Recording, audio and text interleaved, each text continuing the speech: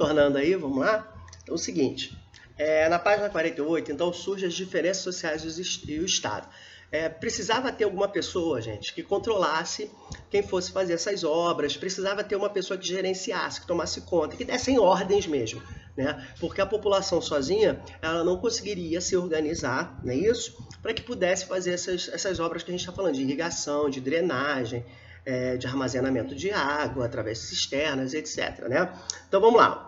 Entre 7.000 e 6.000 anos atrás, é provável que as mudanças que descrevemos tenham exigido daquelas comunidades, sublinho, a criação de um grupo dirigente. Então houve a necessidade de se criar pessoas para dirigir, para controlar, para organizar aquele grupo de pessoas. Né? Pode continuar sublinhando. Capaz de coordenar a construção de obras hidráulicas. O que são obras hidráulicas? Eles já até botam. Construção ou estrutura criada para controlar o escoamento da água, melhorar o aproveitamento, barragens, reservatórios, canais de irrigação, drenagem da água. Né? Então vamos continuar sublinhando no texto. Ó. Coordenar a construção de obras hidráulicas, planejar a melhor época para o plantio, para a colheita. Surgem assim os chamados chefes políticos. Então é desse modo, galera, que começa a surgir os primeiros governantes, os primeiros chefes das civilizações, né? Assim, precisava ter pessoas que organizassem, geralmente uma pessoa de uma grande família, ou de uma pessoa que tinha uma grande liderança, né? Que se tornou um desses primeiros chefes que as pessoas respeitassem e seguissem as ordens deles, né? Se sublinhar, não. Provavelmente, então, foram sacerdotes que tinham autoridade lá para controlar o trabalho na agricultura, apoderar-se também dos excedentes agrícolas. Então, como eles não trabalhavam, esses sacerdotes, por exemplo, eles organizavam, faz isso, faz aquilo, faz uma irrigação ali, uma drenagem aqui, como eles ficavam o tempo todo organizando, o que sobrava, o excedente, ficava com eles, já que eles não estavam produzindo, eles estavam organizando, né? Embaixo, ó, nesse contexto, sublinho, começou a formar uma instituição que tinha plena autoridade sobre a população, que controlava a população. O poder político, você já deve ter ouvido falar isso, né?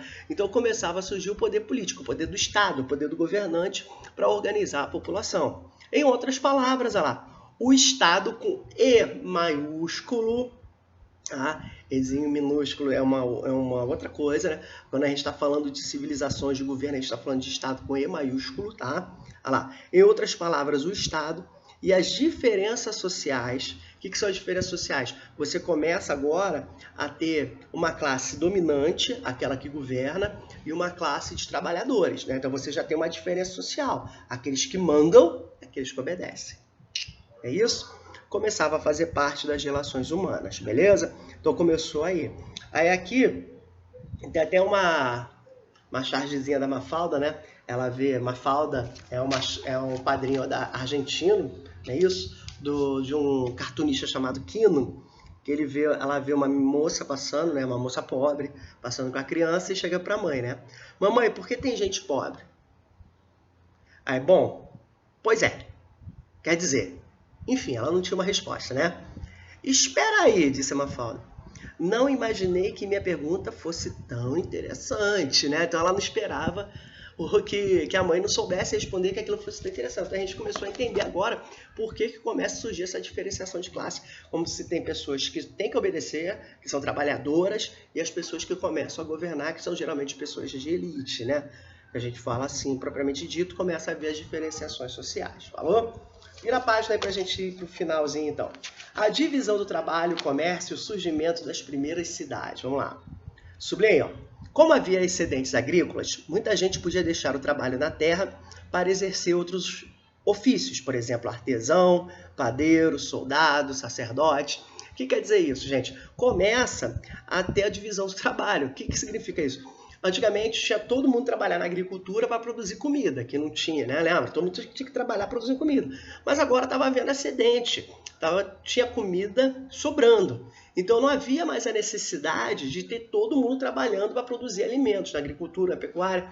Então algumas pessoas saíram do campo e começaram a desenvolver outras atividades. Se tornaram artesãos, começaram a fazer pães, se tornaram padeiros, soldados, sacerdotes. Então já não havia mais a necessidade de todo o grupo ficar produzindo comida, porque já tinha comida demais, tinha comida sobrando, tinha excedente. Então, algumas pessoas começaram a desenvolver outras profissões, outros ofícios. Olha que bacana como é que surge o trabalho dentro da história, né? Não precisa sublinhar, não. Em outras palavras, surgiu uma diferenciação entre as pessoas de acordo com o trabalho que elas exerciam na sociedade, não é isso? Pode sublinhar. A produção de um excedente agrícola também permitiu que as comunidades fizessem trocas comerciais.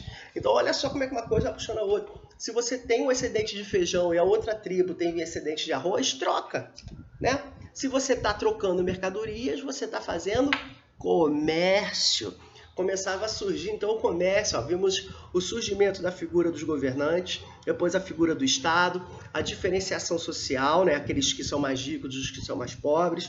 Nós vimos o que leva à divisão do trabalho, surgimento de outras profissões, e agora a gente está vendo o surgimento do comércio, tudo nessa mesma unidade. Olha que bacana como é que uma coisa vai puxando a outra, né?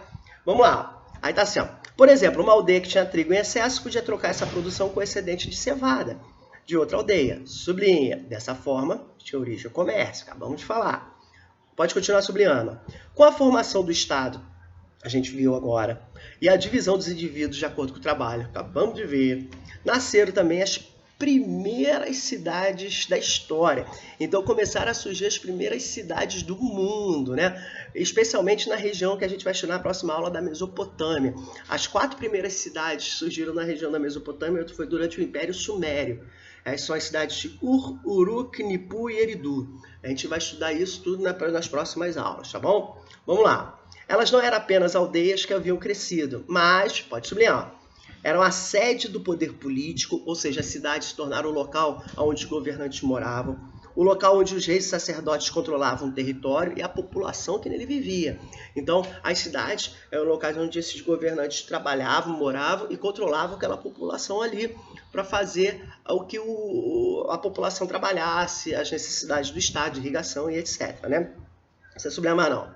Os moradores das cidades exerciam diferentes ofícios, a gente já viu, como os de sacerdotes, funcionários do Estado, artesãos, comerciantes, padeiros, entre outros.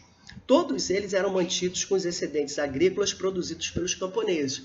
Como é que se pagava esses caras, então? Com os excedentes. Já que eles não estavam trabalhando na agricultura, o trabalho que eles faziam de artesão, de comerciante, padeiro e etc., era pago com o alimento que estava sobrando. Era uma maneira desses camaradas continuarem fazendo as profissões que eles começavam a se dedicar. Beleza? Para a gente terminar, ó, pode sublinhar.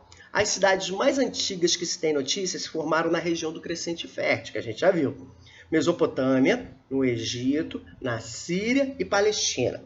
Na Ásia Menor e nos vales do rio Indo, na Índia e no Rio Amarelo. Então aqui está mais ou menos um mapa da onde surgiram as primeiras cidades quase que concomitantemente, ao mesmo tempo, né? Então você tem aqui de vermelhinho a civilização egípcia, né, com as cidades aqui, ó, Tebas, Gizé, Saqqara, Mênfis, né? Aí a Mesopotâmia, aqui, Shuru, lembra que eu falei Nipu, Eridu, etc. Na Síria, Eblá, na Palestina, Maria e Jericó, não é isso? Aí você tem aqui na Índia, Mohenjo-Daro, não é isso? Aí você tem nessa parte aqui da China, Taichung, não é isso? Tsengshu, aí começa a surgir as cidades quase que concomitantemente ao mesmo tempo em todos os lugares do mundo. Beleza? Galera, então a gente fecha essa outra unidade aqui do livro, tá? Espero que esse nosso problema se resolva o mais breve possível. Eu gosto muito do contato com vocês, visual, né? Aquele burburinho de sala de aula, lembra quando a gente terminava a aula, eu ia para o quadro fazer a revisão da aula, vocês ficavam assim, eu falei, gente, fala alguma coisa. Então o professor sente muita falta também, sente muita saudade de vocês, com certeza. Do trabalho, a gente faz isso porque a gente gosta mesmo de ter esse contato com os alunos, esse contato humano, tá? Então continue se cuidando, vai passar, isso com certeza vai passar o mais breve possível.